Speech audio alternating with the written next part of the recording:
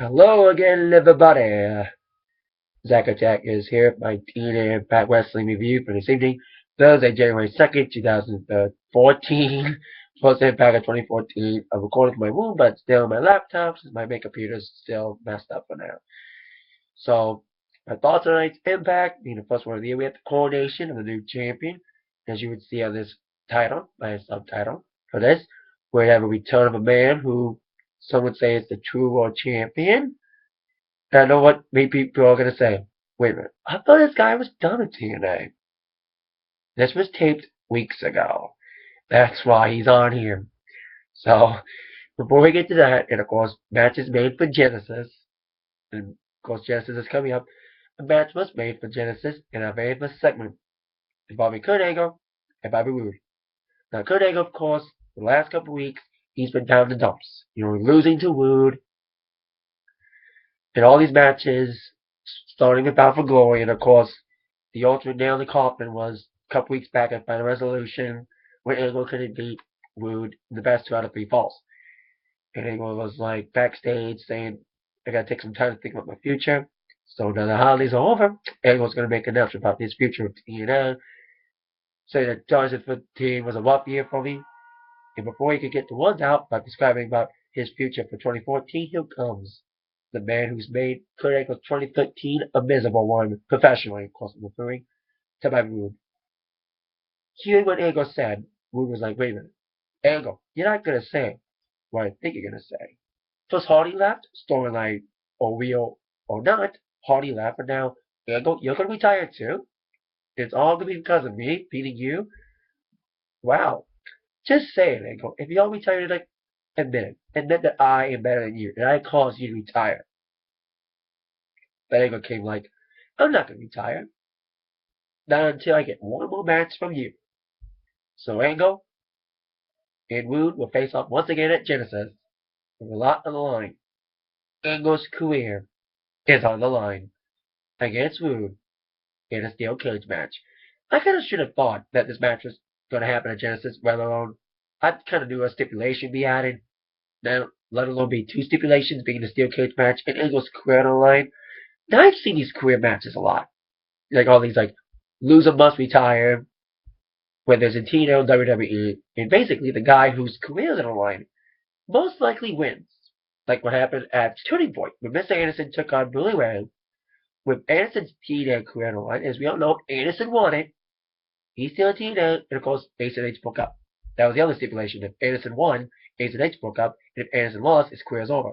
So that's what I'm thinking. Angle's gonna win because it'd be great redemption for him. Not only would keep his career, but also can finally end this whole Roode thing by getting the ultimate payback by beating Roode with his career on the line in the steel cage. So I think it'd be a really happy ending for Kurt Angle to win this match against Roode at Genesis. That's what I'm thinking about Angle, knowing how these loser must retire matches goes. That typically the guy whose career's on the line typically wins. But knowing these two guys, you should have known better that these two were gonna get it on. Weren't gonna get it on before Genesis. You think these guys were gonna avoid each other before Genesis? Knowing these two, not likely. They brawled immediately. These two guys brawled a lot. So once again they got into a brawl, referees broke them up, and they wanted a piece of each other tonight. Well, they will. As Watchdog Spud, the chief of staff of Dixie, came out to kind of like settle the score by saying that tonight, Angle and Roode will be in a tag team match tonight. Pick your own partners, and the partners they would choose. The partners of each Angle and Roode have problems with one another. As before I reveal those two partners, who will form a BFFs. Speed of two former BFFs. Our next matchup, the Gail Kim Open Challenge, resumed this week as Madison Rayne would challenge Gail Kim. Now, we saw the plans for a possible Gail Kim Madison feud with Madison return a few weeks ago, and also pinning Gail in a tag team match at Final Resolution.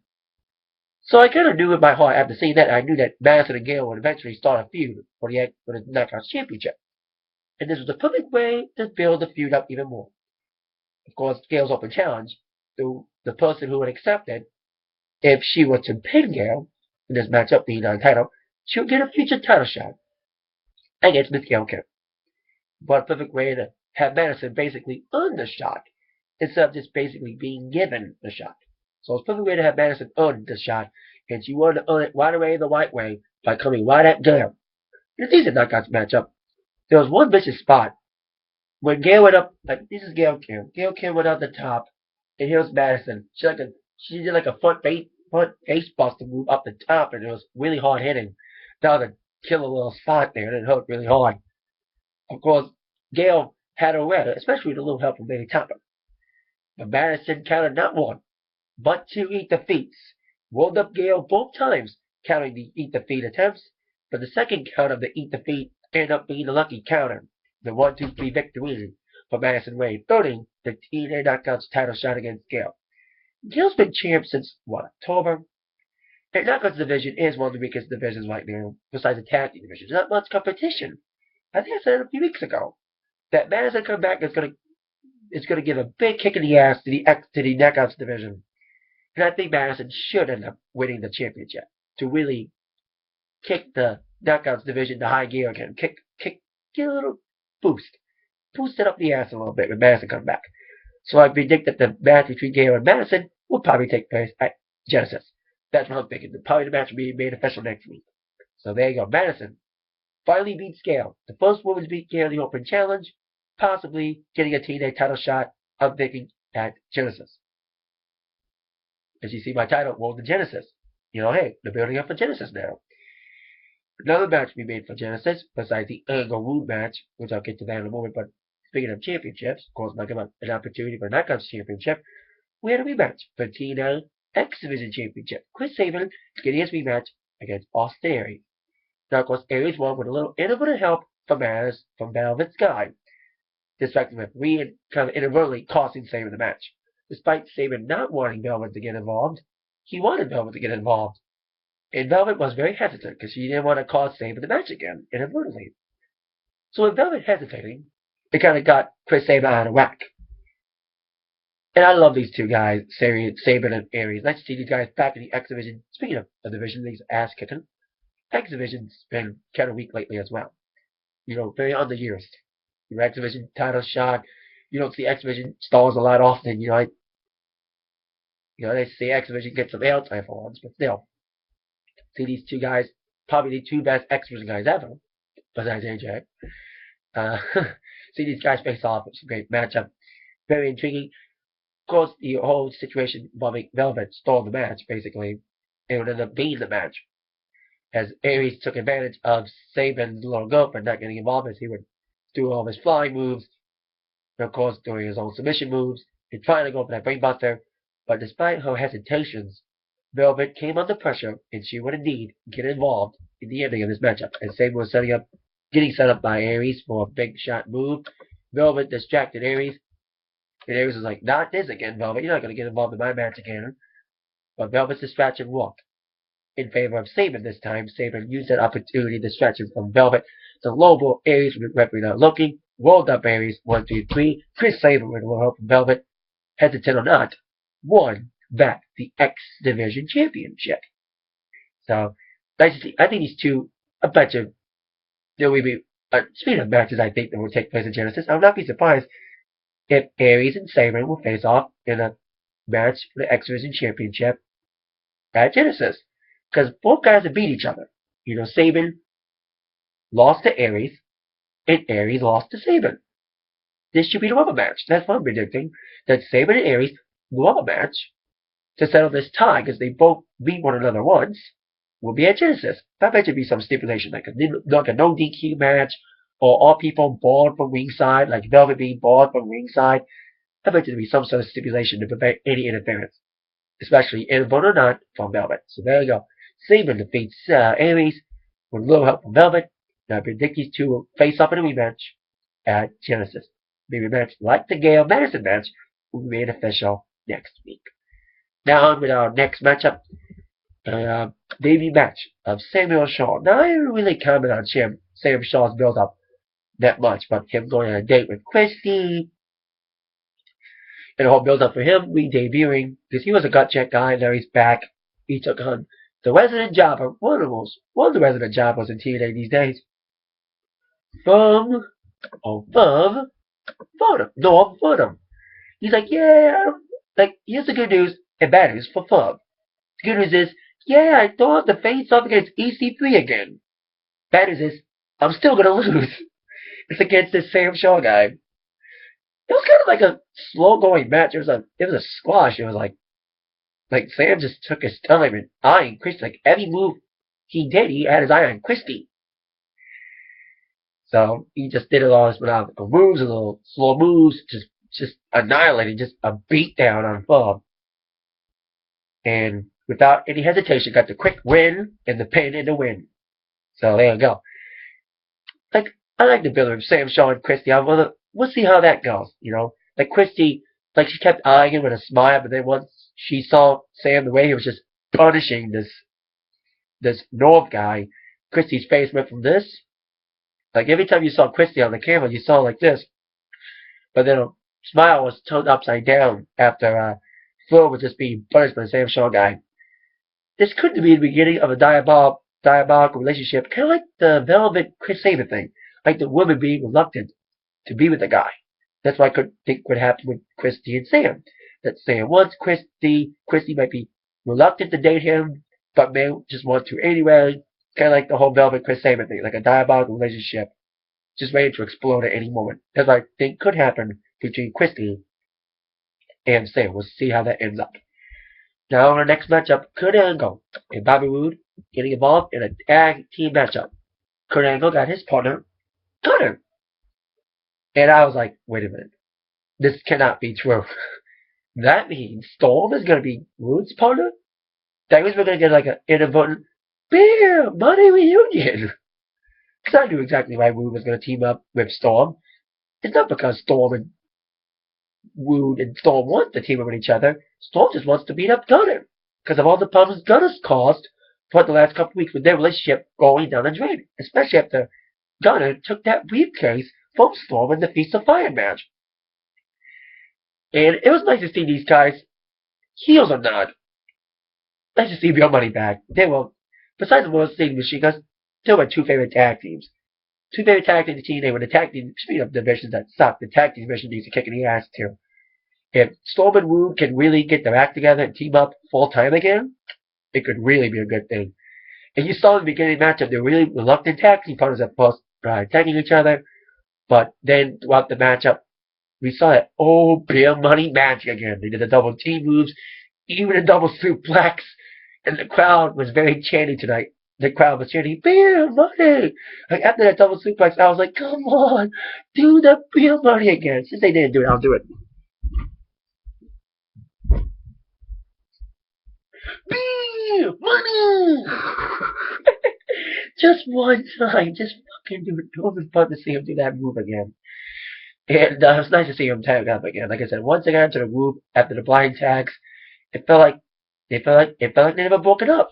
And like I said, if anybody would really get back together, it could really give the tag teams a kick in the ass big time. And Angle kept getting shafted because he was trying to get in. Basically, he was got isolated by Storm and Roode after the reluctant getting along there. Like I said, it got along well. And then it was Storm that nailed the blow as Gunner was putting up Angle in the the whack. Gunner got super kicked by Storm and set up Roode to do his little move on Gunner in a 1-2-3 victory for Storm and Roode.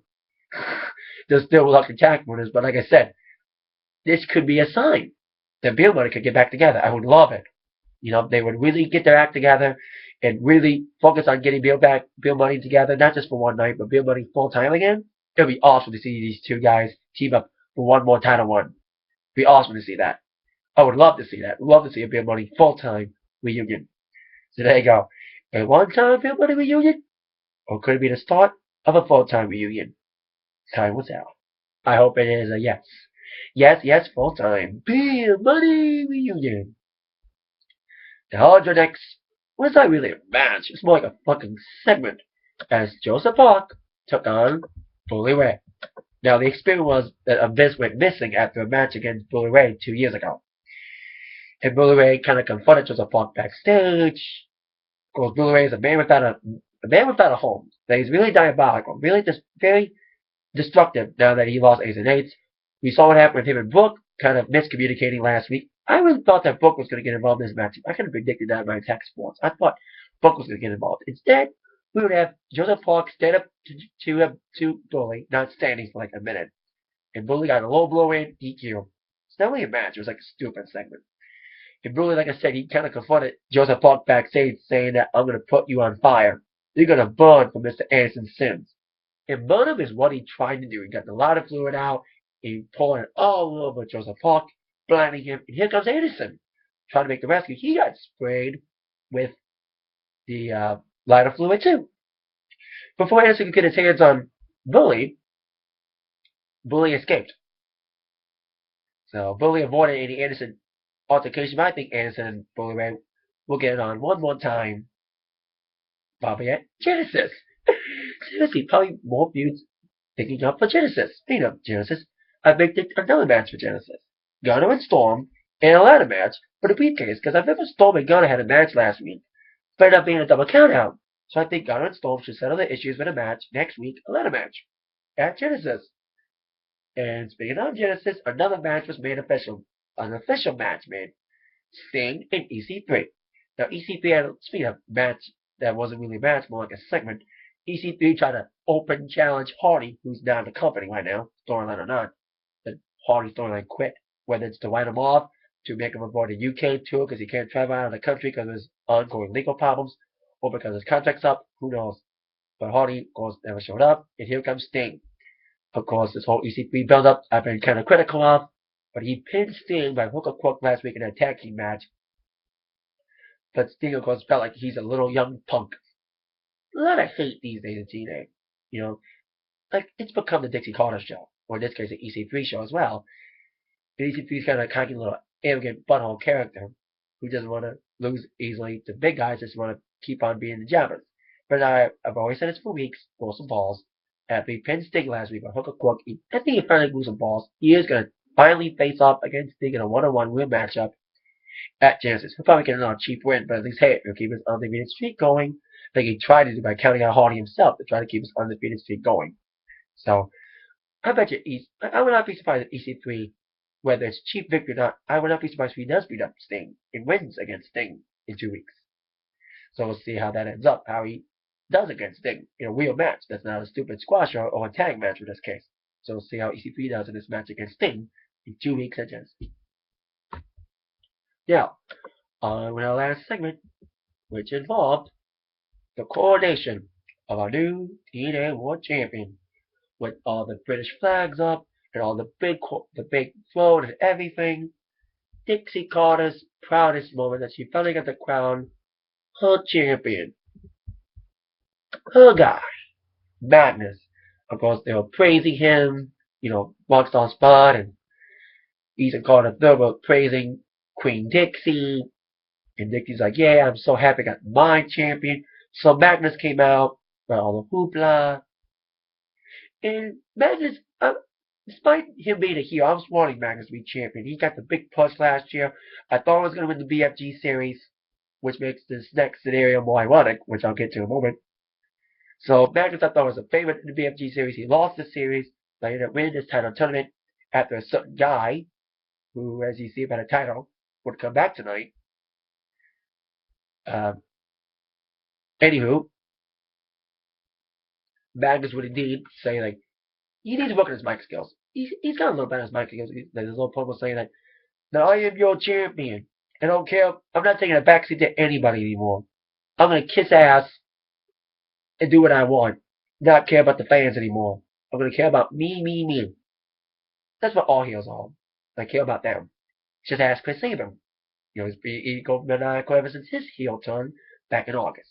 Anyways, Magnus was praising himself and being the champion, saying that all these guys have tried to beat me up, and you expected these guys to be champion, let alone you thought Hardy was going to beat me, huh? Well, he didn't. I'm the guy.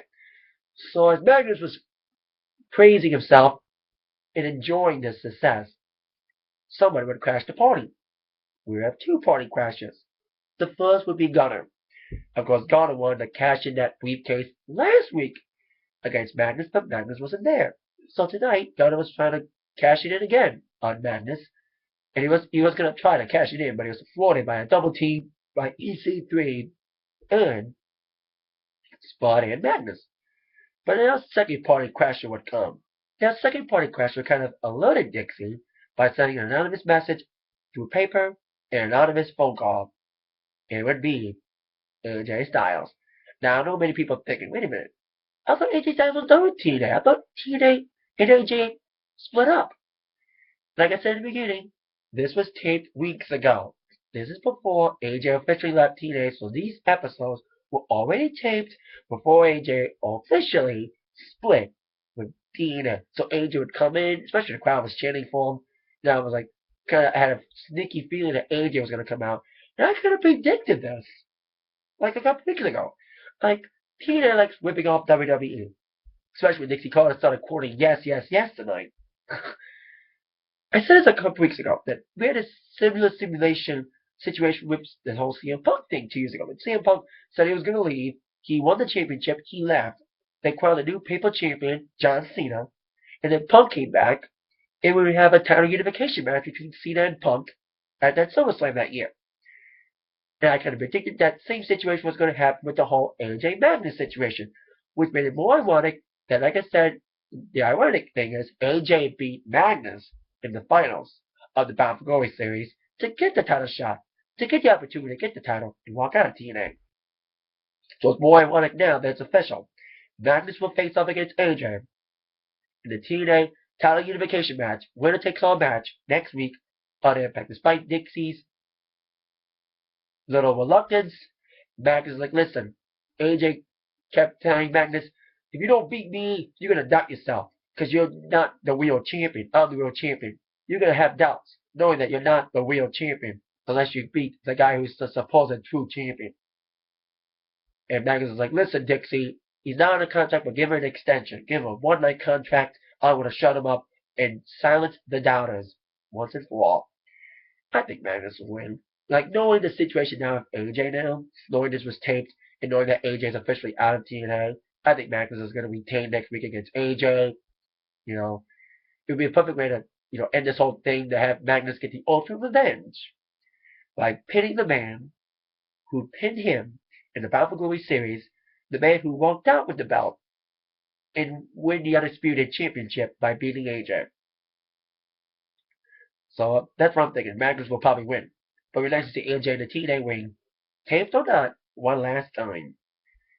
Unless AJ decides to come back for real. But I don't know. From what I'm hearing, AJ's going back to Ring of Honor. So this is, as of right now, this next week will be AJ's final television appearance as an Impact Wrestling guy. Next week in his match against Magnus. So there you go. So we got matches made for Genesis for 2 weeks. Wood and Angle, Steel Cage, Sting EC3. Possible matches involving Gunner and Storm. And also Gary and Madison.